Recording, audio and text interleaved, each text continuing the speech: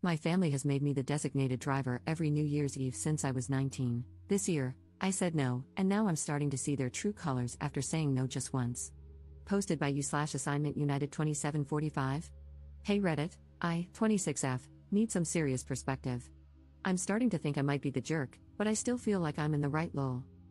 Every New Year's Eve, my family has a big party at my aunt and uncle's house, and every year, without fail, I end up being the designated driver. Don't get me wrong, I love my family, but it's starting to bug me. It's been like this since I was 19, even before I was legally allowed to drink. I don't drink much, maybe a glass of wine or a beer, but I don't get plastered. I'm fine with driving people home if they need it, but for the past few years, everyone expects me not to drink so I can drive them back. Every year, it's the same. Oh, can you drive? You're not drinking anyway. I always say yes because I don't want to let anyone down. Fast forward to this year's New Year's Eve. I told my family ahead of time I wasn't going to be the designated driver anymore. I just wanted to enjoy the night, have a couple of drinks, and not be responsible for getting everyone home. I even told my cousin, who usually gets really sloshed, that I wasn't driving this year, and she was fine with it. When I got to the party, it was the usual chaos, people drinking, laughing, and having a good time. I was enjoying myself, but around 11, my cousin came over and asked if I was ready to drive everyone home. I reminded her I wasn't driving tonight, I was here to enjoy the party. She looked at me like I was crazy and said, "Come on, you always drive. Don't be a beach." Which, like, WTF? I tried to explain calmly that I wasn't being a beach, just that I wasn't going to be the chauffeur anymore. Then, my aunt overheard and pulled me aside. She lectured me, saying, "We all agreed last year you'd be driving. You know how much we rely on you. Everyone else is too tipsy, and Ubering is so unsafe. Just drive this one time, for the family." I felt a ton of pressure but refused. I told her I'm not their chauffeur and wasn't going to do it again just because no one else could figure out their own ride. My aunt got upset, saying I was being selfish and that we're family. She said I'm the only one who doesn't get too drunk, so it makes sense for me to help out. I told her I had already had 3 beers, so I wasn't even legally supposed to drive myself. That's when I snapped. I told them it's not my job to be their designated driver every year just because I'm the only one who doesn't get blackout drunk. They needed to figure out their own rides this time. Then I got up and left. I felt bad walking out, but I didn't want to be a doormat anymore. I spent the rest of New Year's Eve at home, watching Netflix and eating leftover pasta with my boyfriend. My family texted me, calling me dramatic and selfish, saying I ruined the night. They said I was being super sensitive and that everyone was disappointed in me. Everyone's demanding an apology out of me now. And by the way, I got home perfectly safe by Uber.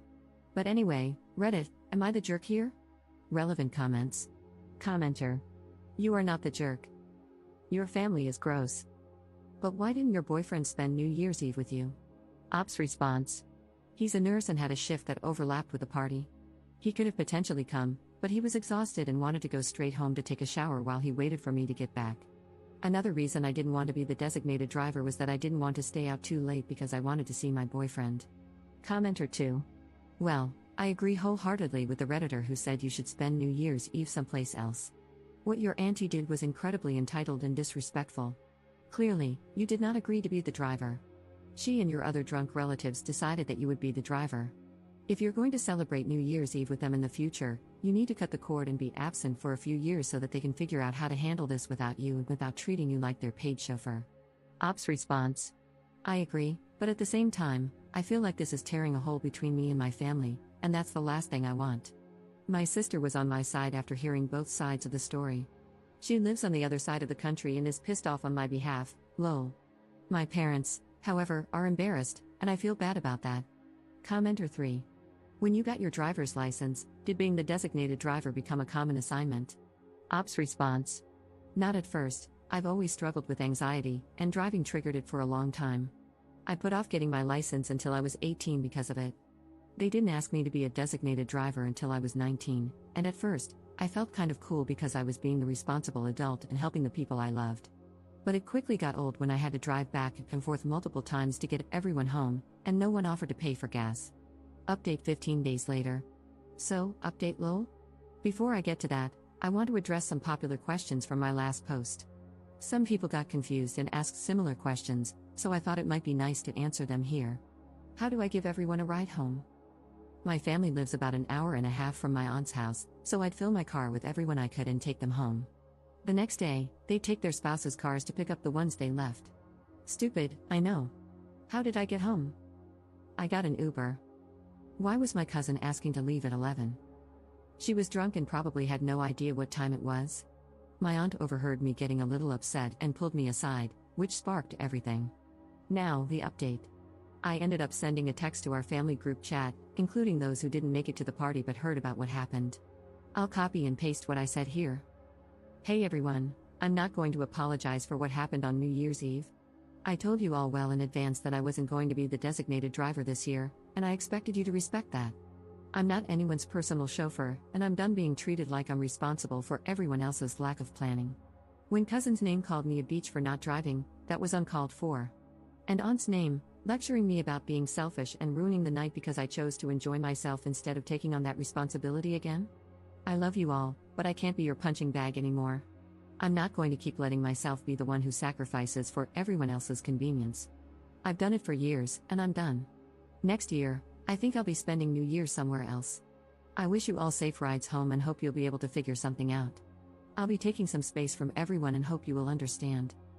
I then made the painful decision of blocking my parents, who have been calling me terrible names and making me feel like complete crap since this happened.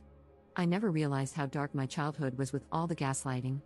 My parents are probably the reason I have such severe anxiety. My sister and brother are on my side and equally pissed off at our family, so I still have them at least. I really do want to thank you all.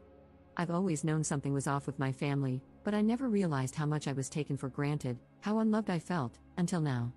Thank you for helping me realize that I'm worth more. And to end on a positive note, my boyfriend is now my fiancé. A few days after my post, he proposed. His original plan was to take me to see some cutesy light displays in our town after I got home and propose there, which made my heart melt a little since I knew he was so tired after working lol, but when he saw me walk and crying, he read the room and switched things up. When I was feeling better, he took me to dinner and proposed there. I have no idea how the wedding will go or if my parents will be there, but I'm excited to spend it with the people who love and appreciate me. Relevant comments. Commenter. Did anyone respond to the text? Ops response. I don't know. I blocked everyone who went to the party or asked me to be the designated driver, and then I removed myself from the conversation. Commenter 2. Wow, first off, congrats on the engagement. It sounds like your fiancé is a keeper, he's got that perfect read the room and propose when the vibes are right energy. Honestly, your text to the group chat was iconic. That's some real main character energy right there, setting boundaries and refusing to be everyone's unpaid Uber anymore. I'm glad you stood your ground. You deserve better than being treated like a backup plan for their poor planning. The fact that your parents doubled down with the gaslighting just proves you made the right call by blocking them for now. That's a tough move, but it sounds like you're finally putting yourself first, and that's huge. And shout out to your siblings for having your back, sounds like you all are the real MVPs of the family. As for the wedding, focus on the people who truly support you. You've already got your siblings and fiancé in your corner, and that's a solid squad. The rest can figure themselves out. You're starting this new chapter surrounded by love, and honestly, that's all that matters. Ops response. He's the best, he's always had my back with my family. He wanted to come with me to the party to support me because he thought they might act up, but I knew he'd be tired after working, so I told him not to worry about it. He also helped me write this post and has been reading all of your comments, lol, and he says hi. Commenter 3. Congratulations on everything. Please let your parents know that they are uninvited to your wedding until further notice. You don't want to hear from them because their behavior was atrocious, and you will no longer tolerate any disrespect. Ops response. They don't even know we're engaged. I posted it on my Instagram, but they no longer have access to that or my number.